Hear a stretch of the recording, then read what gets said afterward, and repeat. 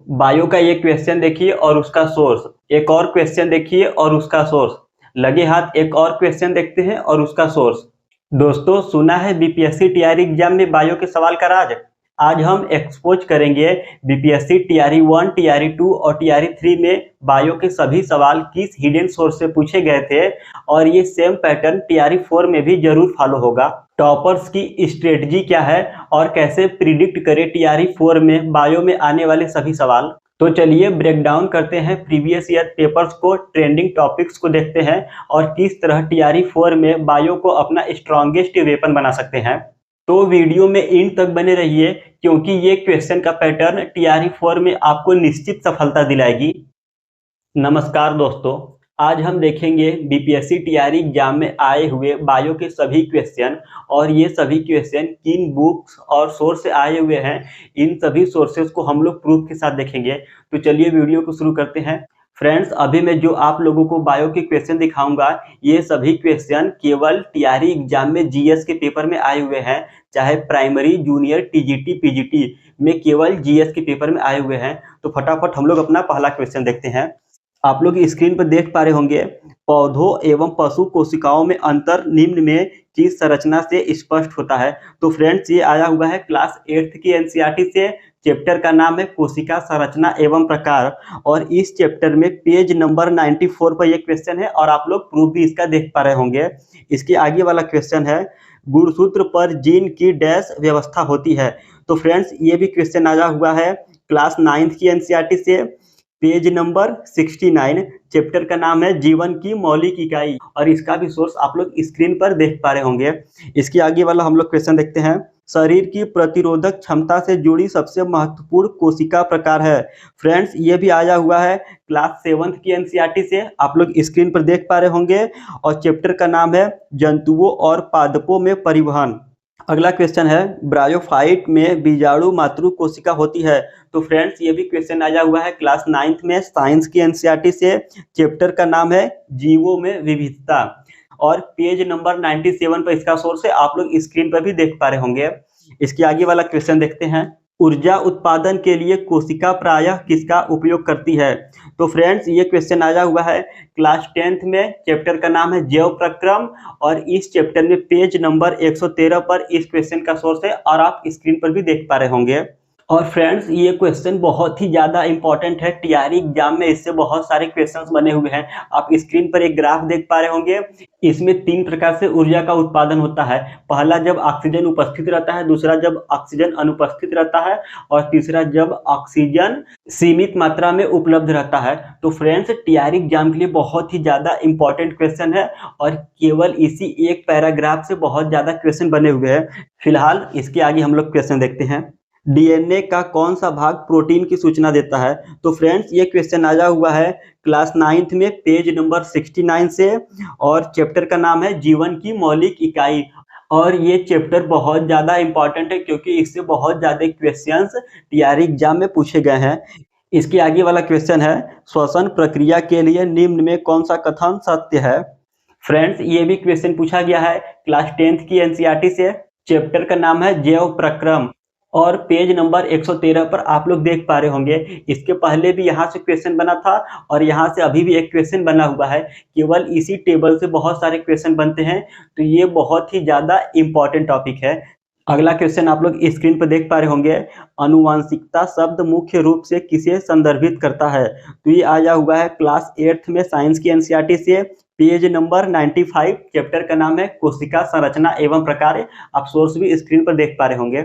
एक पीढ़ी से दूसरी पीढ़ी में वंशागति के अध्ययन को कहते हैं। ये क्वेश्चन आया हुआ है क्लास 8th में साइंस की एनसीईआरटी से, पेज नंबर 95। चैप्टर का नाम है कोशिका संरचना एवं प्रकार। तो फ्रेंड्स, देख पा रहे होंगे इसी चैप्टर से कितने ज्यादा क्वेश्चन बन रहे हैं। फिर क्वेश्चन है, किसी गुणसूत्र पर जीनों की आपेक्षिक स्थिति ज्ञात करने की प्रक्रिया कहलाती है। तो इसका सही आंसर है जीन मानचित्रण, और ये आया हुआ है क्लास 9th में साइंस की एनसीईआरटी से, पेज नंबर 69। आप सोर्स देख पा रहे होंगे, और चैप्टर का नाम है जीवन की मौलिक इकाई। फिलहाल अभी हम लोग केवल जीएस में बायो के क्वेश्चन और उसका प्रूफ देख रहे हैं। इससे पहले हम लोगों ने जीएस में फिजिक्स और केमिस्ट्री के सभी क्वेश्चन और उनका सोर्स प्रूफ के साथ इस वाली वीडियो में देख रखा है। और इस वाली वीडियो को आप लोग नहीं देखे हैं तो आई बटन पे क्लिक करके देख सकते हैं, और नीचे डिस्क्रिप्शन बॉक्स में लिंक है, उस लिंक पे भी जाकर आप लोग देख सकते हैं।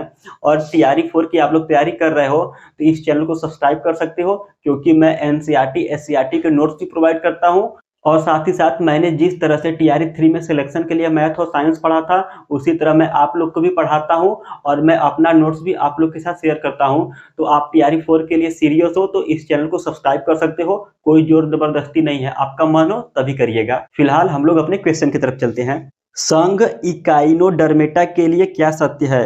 ये भी आया हुआ है क्लास 9th में साइंस की एनसीईआरटी से। चैप्टर का नाम है जीवों में विविधता, और पेज नंबर 101 से ये क्वेश्चन आया हुआ है। आप स्क्रीन पर इसका सोर्स देख पा रहे होंगे। और फ्रेंड्स, इस तरह का क्वेश्चन बायो में बहुत ज़्यादा कंफ्यूजन देता है, और केवल 9th में इस चैप्टर को पढ़ लोगे आप लोग, जीवों में विविधता, इस चैप्टर को पढ़ने से ही जो इसका कंफ्यूजन दूर हो जाएगा, और जितने भी क्वेश्चन टीआरई एग्जाम में बनेंगे आप लोग बना ले जाओगे। इसके आगे वाला क्वेश्चन है, मृत जीवों के अपघटक है। तो फ्रेंड्स, ये क्वेश्चन आया हुआ है क्लास 8th में साइंस की एनसीईआरटी से। चैप्टर का नाम है सूक्ष्म जीव, मित्र एवं शत्रु। आप लोग इसका सोर्स स्क्रीन पर देख पा रहे होंगे, और ये आया हुआ है पेज नंबर 19 से। अगला क्वेश्चन आप लोग स्क्रीन पर देख पा रहे होंगे, अलैंगिक जनन मुकुलन द्वारा होता है। तो फ्रेंड्स, ये क्वेश्चन क्लास 8th और 10th साइंस की दोनों एनसीईआरटी में दिया हुआ है, और क्लास 8th की एनसीईआरटी में पेज नंबर 160 पे दिया हुआ है। आप लोग इसका सोर्स देख पा रहे होंगे, और चैप्टर का नाम है जंतुओं में जनन। और क्लास 10th में चैप्टर का नाम है जीव जनन कैसे करते हैं, और क्लास 10th में पेज नंबर 144 पर यह क्वेश्चन दिया है। अगला क्वेश्चन, लेग्यूमिनस पौधों में नाइट्रोजन स्थिरीकरण के लिए कौन सा वर्णक आवश्यक है? तो फ्रेंड्स, ये क्वेश्चन क्लास 7th और 8th साइंस की दोनों एनसीईआरटी में दिया हुआ है। क्लास 8th में दिया हुआ है पेज नंबर 27 पर, आप स्क्रीन पर देख पा रहे होंगे। चैप्टर का नाम है सूक्ष्म जीव, मित्र एवं शत्रु, और क्लास 7th में भी दिया हुआ है।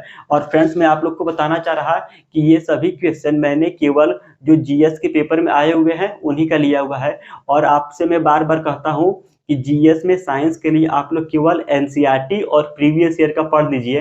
केवल एनसीईआरटी प्रीवियस ईयर पढ़ने से आप लोग जीएस में जो साइंस का 8 क्वेश्चन आता है, 8 में से कम 6 क्वेश्चन आप लोग इजीली बना ले जाओगे।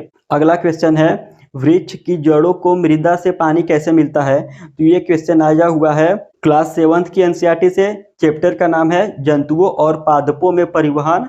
पेज नंबर 80 पर इसका सोर्स है। क्लास 7th में पेज नंबर 80 आप स्क्रीन पर भी देख पा रहे होंगे। इसके आगे वाला क्वेश्चन है, परागकोश में होते हैं। तो ये क्वेश्चन आया हुआ है क्लास 10th में साइंस की एनसीईआरटी से। चैप्टर का नाम है जीव जनन कैसे करते हैं। आप स्क्रीन पर इसका सोर्स देख पा रहे होंगे, और पेज नंबर 148 पर इसका सोर्स है। स्टोमेटा पत्तियों की सतह पर छोटे छोटे छिद्र होते हैं जिनके द्वारा पौधे ग्रहण करते हैं। तो फ्रेंड्स, ये आया हुआ है क्लास 7th में साइंस की एनसीईआरटी से। चैप्टर का नाम है पादपों में पोषण, और पहले ही चैप्टर से आया हुआ है पेज नंबर 3 पर इसका सोर्स आप स्क्रीन पर देख पा रहे होंगे। और अगला क्वेश्चन है, जल परागित पुष्पों में परागकण होते हैं। फ्रेंड्स, ये बहुत ही ज़्यादा इंपॉर्टेंट है। ये क्वेश्चन टीआरई 2 और टीआरई 3 दोनों में पूछा गया था। फिलहाल ये आया हुआ है क्लास 7th में साइंस की एनसीईआरटी से। इसका सोर्स स्क्रीन पर देख पा रहे होंगे, पेज नंबर 147 पर है। चैप्टर का नाम है पादपों में जनन, और चैप्टर 12 है क्लास 7th में। फिर आगे वाला क्वेश्चन है, पौधों की जड़ों में मृदा से जल प्रवेश का कारक है। ये भी क्वेश्चन आया हुआ है क्लास 9th में साइंस की एनसीईआरटी से। इसका सोर्स आप स्क्रीन पर देख पा रहे होंगे। चैप्टर का नाम है जीवन की मौलिक इकाई। पेज नंबर 67 से क्वेश्चन आया हुआ है। तो फ्रेंड्स, जीएस में बायो के क्वेश्चन बहुत ज़्यादा है, तो इस वीडियो को हम लोग 2 पार्ट्स में रखेंगे। आज हम लोगों ने केवल पार्ट 1 देखा, और पार्ट 2 में हम लोग सारे क्वेश्चन को कंप्लीट कर लेंगे। इससे पहले जीएस में फिजिक्स और केमिस्ट्री के केवल एक वीडियो में सारे क्वेश्चन को कंप्लीट किया था। अगर आपने नहीं देखा है तो आई बटन पे क्लिक करके देख सकते हैं, और मैं एक बार फिर से कहना चाह रहा, अगर आप लोग टीआरई 4 के लिए सीरियस हो तो इस चैनल को सब्सक्राइब कर सकते हो, क्योंकि मैं फ्री में आप लोगों को स्टडी मटेरियल प्रोवाइड करता हूं। और मैंने किस तरह से पढ़ा था मैथ, साइंस और इस साथ ही साथ जीएस को, मैं सभी सोर्सेज को आप लोगों को निःशुल्क प्रोवाइड कराऊंगा। अगर आपका कोई सवाल या सुझाव हो तो नीचे कमेंट करें। मिलते हैं अगली वीडियो में, तब तक के लिए धन्यवाद।